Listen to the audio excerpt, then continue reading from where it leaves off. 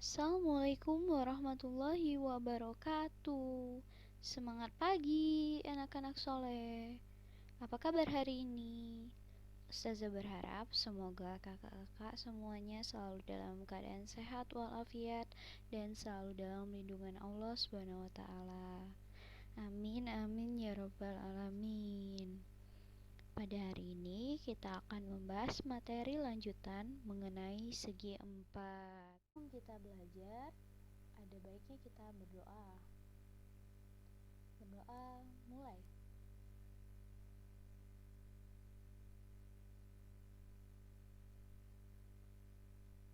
Selesai. Awali pelajaran pada hari ini, marilah kita hayati makna dari sebuah pepatah yang sudah tidak asing lagi kita dengar. Berakit-rakit ke hulu, berenang-renang ke tepian. Bersakit-sakit dahulu, bersenang-senang kemudian. Nah, maknanya kita harus berusaha untuk mencapai tujuan kita. Kita harus berikhtiar semaksimal mungkin dan berdoa kepada Allah Subhanahu wa taala agar usaha tidak mengkhianati hasil. Nah, begitu juga kegiatan belajar mengajar kita pada hari ini. Kita harus serius belajar agar ilmu yang didapatkan bermanfaat untuk kita kelak. Oke, bersemangatlah untuk hal yang bermanfaat. Ingat ya, Kak. Masuk ke materi. Masih ingat jenis-jenis segi empat yang telah kita pelajari Jumat lalu? Masih ingat gak? Apa ya? Ya, benar. Kita telah mempelajari persegi panjang, persegi, jajar genjang, belah ketupat. Nah, hari ini kita akan membahas selanjutannya. Apalagi ya segi empat selanjutnya? Layang-layang dan trapesium. Dan kita juga akan membahas mengenai luas bangun tak beraturan. Pertama, kita bahas layang-layang. Apa yang ada di benak kalian ketika mendengar kata layang-layang?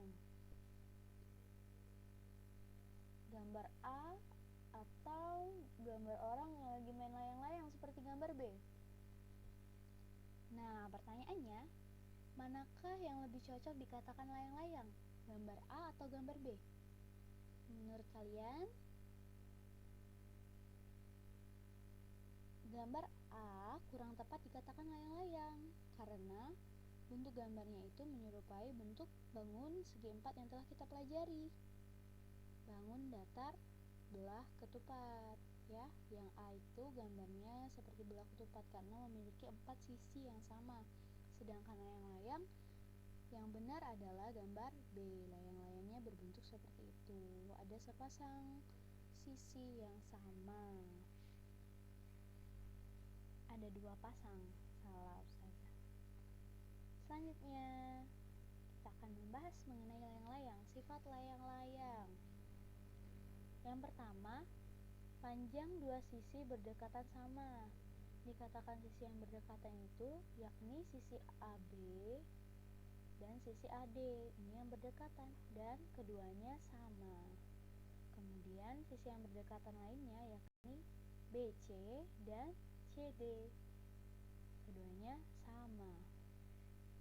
Yang kedua, sepasang sudut yang berhadapan sama ukuran, yaitu ukuran sudut ABC sama dengan ukuran sudut ADC.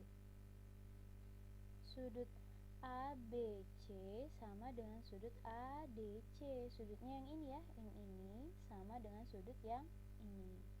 Yang ketiga, salah satu diagonalnya membagi layang-layang menjadi 2 ukuran sama panjang. Diagonal yang mana?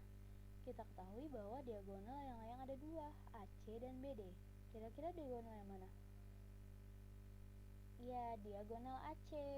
Diagonal AC membagi kedua layang-layang menjadi segitiga yang sama besar. Ini ya. Dan ini merupakan simetri lipatnya.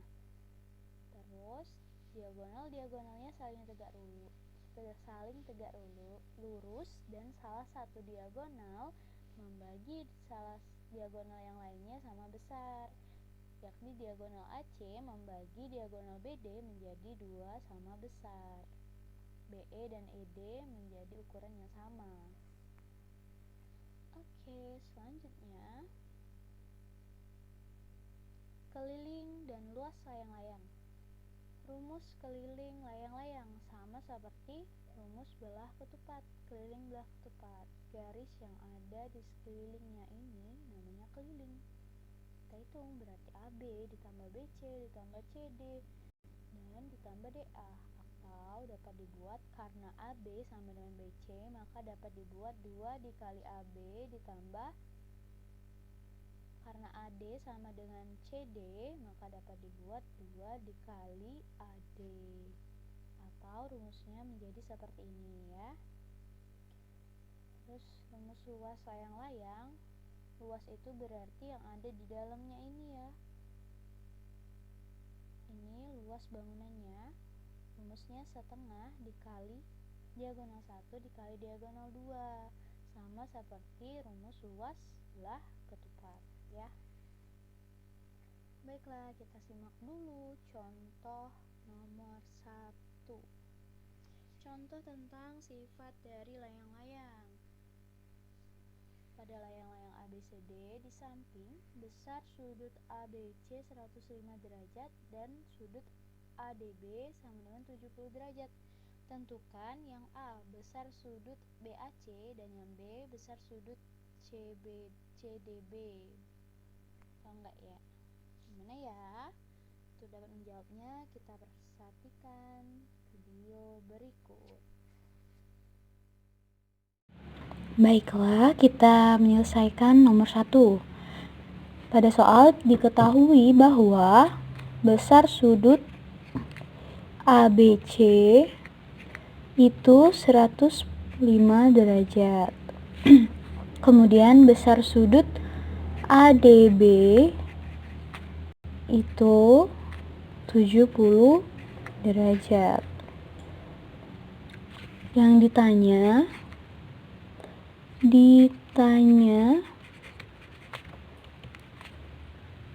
yang A sudut BAC, kemudian yang B sudut CDB.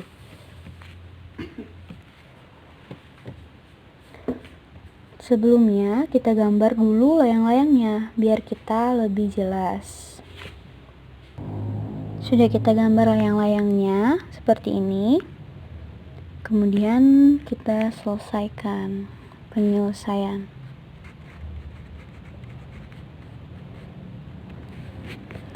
Yang A, kita perhatikan sudut BAC. BAC berarti A itu yang ini ya. Kalau kita perhatikan, BAC itu membentuk sebuah segitiga. Tapi di sini kita perhatikan bahwa di sini ada sudut siku-siku. BAO itu membentuk segitiga AOB, dimana kita ketahui bahwa jumlah sudut dari segitiga itu 180 derajat. Di sini kalau dia membentuk siku-siku, maka besar sudutnya 90 derajat. Nah, sini udah kelihatan ya. Segitiga AOB jumlah sudutnya itu harus 180 derajat. Maka kalau di sini udah ada 105, bukan 105 ya Kak, karena yang di sini belum kita ketahui besar sudut ABD. ABD itu berapa? Tapi kita harus tahu dulu sifat dari layang-layang, bahwa dua sudut yang berhadapannya sama besar, yakni sudut ini dan sudut ini. Ketika ini 70 derajat, berarti sudut yang ini juga 70 derajat. Jadi dapat kita buat seperti ini. Rumusnya seperti ini ya. 180 derajat dikurang sudut AOB, ABO, dan ditambah sudut AOB. 180 derajat dikurang, karena sudut ABO ini berhadapan dengan sudut ADO, maka besar sudutnya sama, yaitu 70 derajat ditambah 90 derajat yang ini sudut siku-siku. 90 derajat. Maka kita dapatkan 180 derajat dikurang 70 tambah 90, 160 derajat. Maka didapat besar sudut A yakni 20 derajat. Atau jadi sudut BAC sama dengan 20 derajat. Oke ya. Kemudian yang B. Yang B ini sudut CDB. CDB berarti yang ini ya. Perhatikan pada gambar yang ini ya. Caranya sama juga. Seperti kita kan tahu bahwa sifat layang-layang dua sudut yang berhadapan ini sama besar. Kalau yang ini jumlahnya 105, ini juga 105. Tapi kalau yang ini 70, maka di sini berapa? Berarti tinggal kita kurangkan 105 dikurang 70. Berarti sudutnya 105 derajat dikurang 70 derajat. Berarti didapat 35 derajat. Oke, paham ya? Baiklah, selanjutnya kita perhatikan contoh soal nomor 2. Baiklah, selanjutnya kita perhatikan contoh soal nomor 2. Luas sebuah layang-layang adalah 104 cm persegi.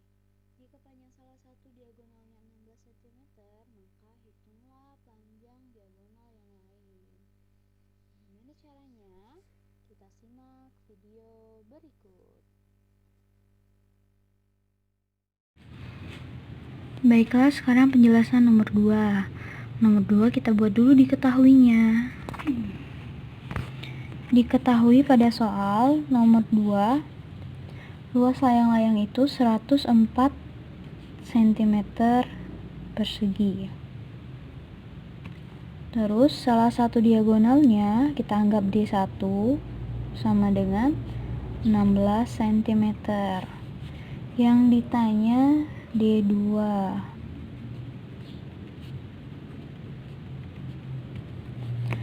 Penyelesaian. Kita tentu masih ingat bahwa luas layang-layang rumusnya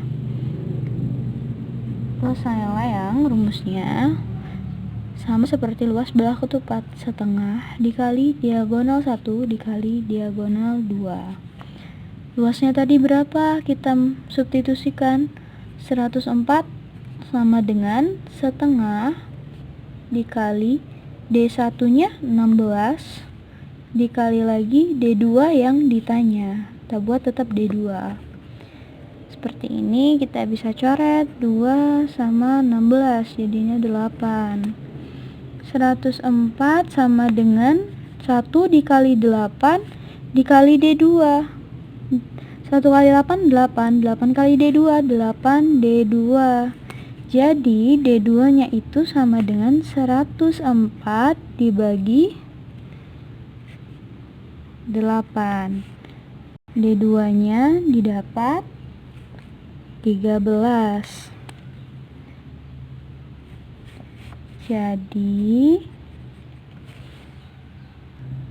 Jadi panjang diagonal yang lain adalah 13 cm. Oke. Trapesium. Ada trapesium sembarang. Disebut trapesium sembarang karena sisi miring yang ini berbeda panjangnya dengan sisi miring yang ini. Nah, yang kedua ada trapesium sama kaki.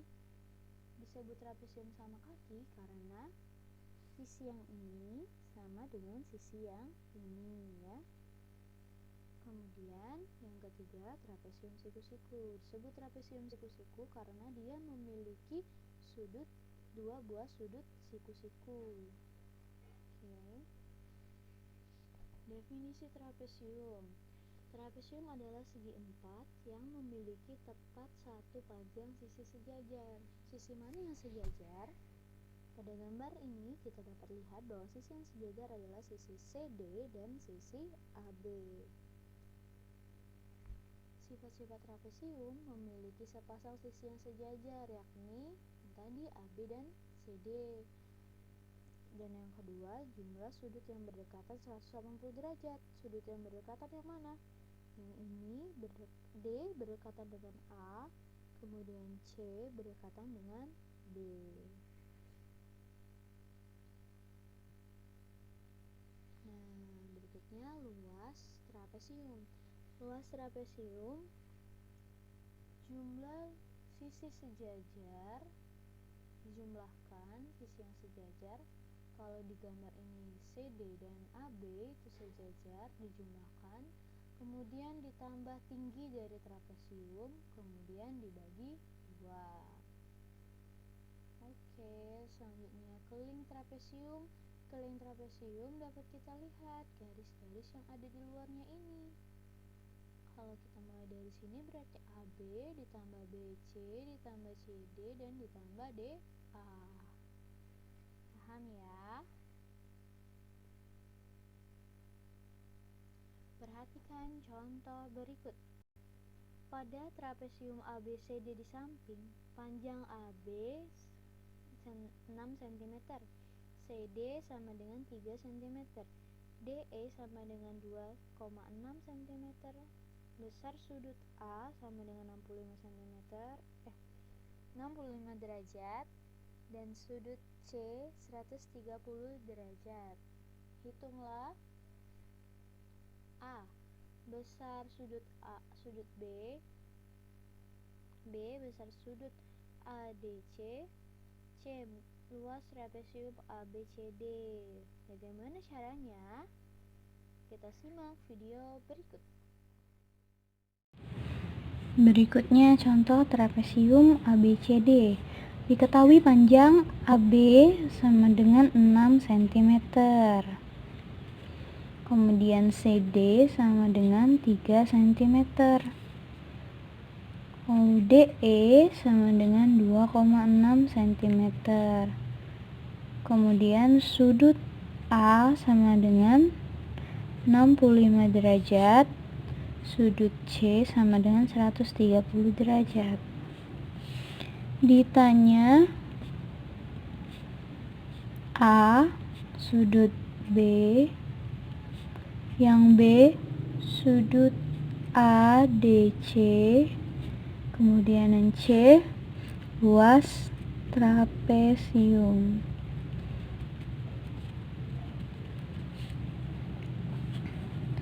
Penyelesaian. Pertama-tama kita gambar dulu trapesiumnya. Ya, seperti itu gambar trapesium ABCD. Kita masukkan angka yang diketahui bahwa AB 6 cm, berarti di sini 6. Kemudian CD itu 3. Kemudian DE 2,6. Baiklah, yang A. Yang A sudut B. Masih ingat sifat trapesium? Sifat trapesium diketahui bahwa dua sudut yang berhadapan itu jumlahnya 180 derajat. Jadi yang ini dan ini jumlahnya 180 derajat, dan yang ini D dan A, sudut D dan A harus 180 derajat. Nah, dapat kita buat bahwa 180 sudut B adalah 180 derajat dikurang sudut C, karena sudut C diketahui berapa sudut C di soal? 130 derajat. Ini 130 derajat. 130 derajat. Maka 180 dikurang 130 sama dengan 50 derajat. Mudah ya. Berikutnya yang B. sudut ADC. Kita lihat ADC yang ini ya. Kalau yang ini kita ingat bahwa sudut yang berhadapan itu sama jumlahnya 180 derajat. Sudut A diketahui 65 derajat. Maka sudut D itu, sudut yang ini 180 derajat dikurang 65 derajat. Jadi didapat 115 derajat.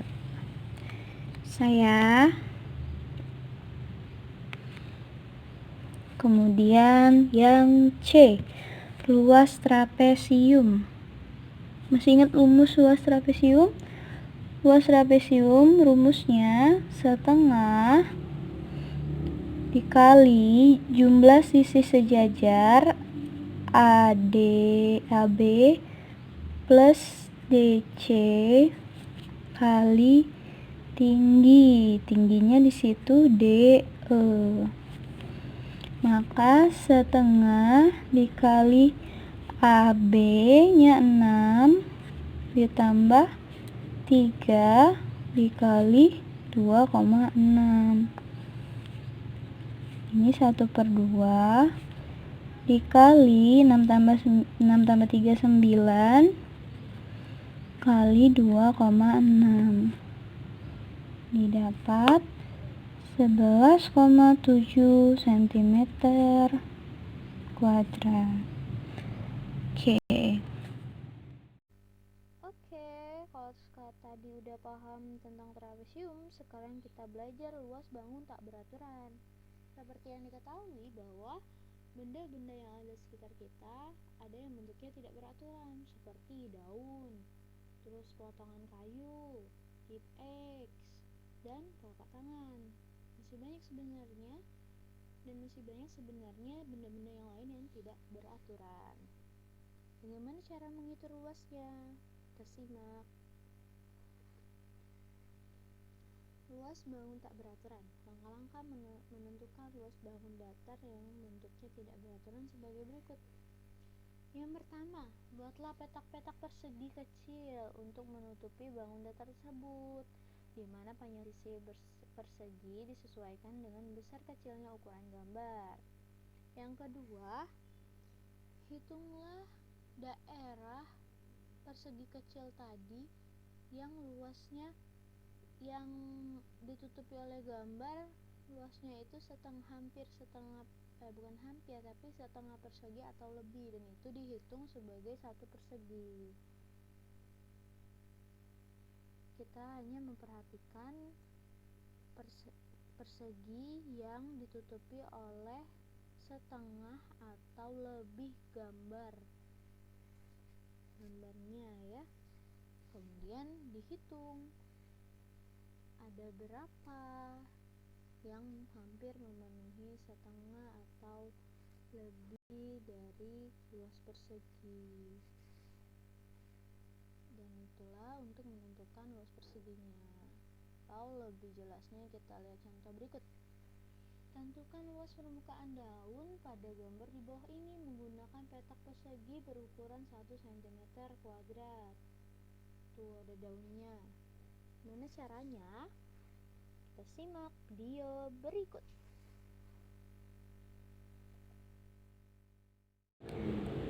Nah, untuk mencari luas bangun tak beraturan, kita harus membuat langkah pertamanya, kita harus membuat gambar tersebut. Di belakangnya ada petak persegi kecil yang disesuaikan dengan ukuran gambar yang kita misalkan, di mana setiap petak tersebut luasnya 1 cm persegi. Setelah dibuat petak-petak pada daun ini seperti ini, maka langkah keduanya kita tinggal menghitung kotak, menghitung persegi yang penuh gambarnya.